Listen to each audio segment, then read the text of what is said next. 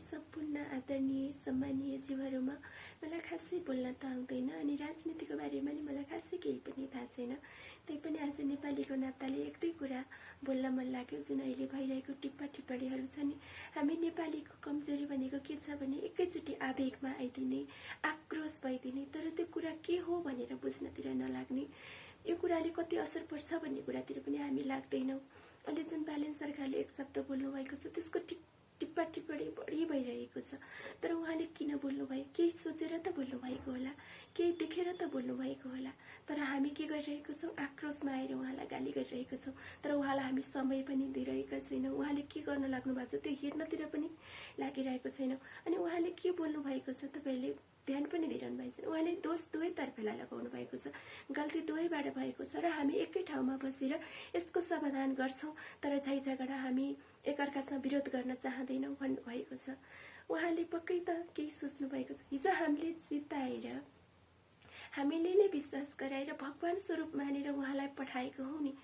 उहाँ हाम्रो ताकतलाई अहिले हामी के भनेको छ? कमजोरी बनाइरहेका छौँ।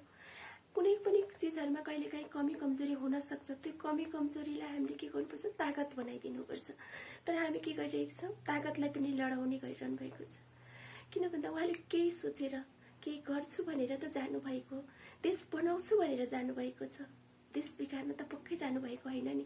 किनकि उहाँ हामी सबै जनताको कति धेरै विश्वास र भरोसा, आँट हिम्मत छ उहाँमा। उहाँले पनि त सोच्नु भएको छ भोलि मेरो सानो गल्तीले मेरो जनताले दुःख पाउँछन्, मेरो देशले दुःख पाउँछ। उहाँ पनि त एक नेपाली नै हुनुहुन्छ नि। हामी नेपाली भएर नेपालीलाई नै समर्थन गर्न सक्दैनौँ, हामी नेपाली भएर नेपालीलाई नै विश्वास गर्न सक्दैनौँ। अनि हामीले विश्वास कसलाई गर्ने त? हिजोकालाई हामीले गर्न सकेनौँ, तर अहिले आएकालाई केही समय देऊ न। भर्खरै 2-4 महिना त भएको छ। अनि 2-4 महिनामा एकैचोटि आकाशबाट त बर्सिँदैन नि त। मेहनत गर्दै हुनुहुन्छ, समय लगाउँदै हुनुहुन्छ। केही समय, केही महिना हेरौँ न, त्यसपछि मात्र हामी बोलौँ न। अहिले हामी बोलिहाल्नुपर्ने, हामी तात्तिहाल्नुपर्ने त केही भएको छैन नि। यही विषयले मलाई पनि कता कता लागेको छ। जसरी हामी भगवानलाई प्रार्थना गरेर हाम्रो यो भइदेस् त्यो भइदेस् भन्छौँ, तर हामी केही समय, केही त्यसको लागि कति दौडधुप गरिरहेका हुन्छौँ। त्यसपछि बल्ल आफ्नो आशा पुरा हुन्छ भने अझै पनि आशा राखेका हुन्छौँ कि पुरा हुन्छ भन्ने त हुँदैन नि। त्यस्तै हो, काम गर्दै हुनुहुन्छ, कुनै कुरा सक्सेस होला, कुनै कुरा असक्सेस होला होइन। 100मा 100% सबै त हुँदैन नि, हुन्छ र? दुःख गरिसकेपछि जस्तो एउटा खानाको लागि पनि हामीले कति कुरा तयारी गर्नुपर्छ, तब मात्र हामीले खाना खान पाउँछौँ। त्यस्तै हो यो कामहरू भनेको पनि हामी एकैचोटि के गर्छौँ? भइहाल्यो गर्दै हालौँ नै, त्यसलाई मिलाउँदै लानुपर्छ। एउटा गर्दा एउटा बिग्रिन सक्छ, एउटा गर्दा अर्को बिग्रिन्छ, तर त्यसलाई सबैलाई ब्यालेन्स मिलाउँदै लान त समय लाग्छ नि त।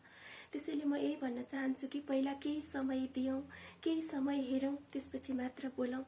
जसरी भगवानप्रति हामी आस्था र भरोसा राखेका छौँ, त्यस्तै उहाँप्रति पनि आस्था र भरोसा राखौँ, उहाँलाई हिम्मत दिउँ, आँट दिउँ। जय नेपाल, जय भोलेनाथ। मलाई प्लिज गाली गलौज नगरिदिनु होला है। मलाई खासै बोल्न आउँदैन।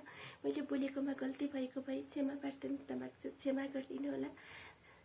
ओके, यति भन्न आएको हो। बोल्न त धेरै कुराहरू हुन्छन् मनमा, तर धेरै बोलिराख्नु राम्रो पनि हुँदैन। मलाई धेरै बोल्न पनि आउँदैन।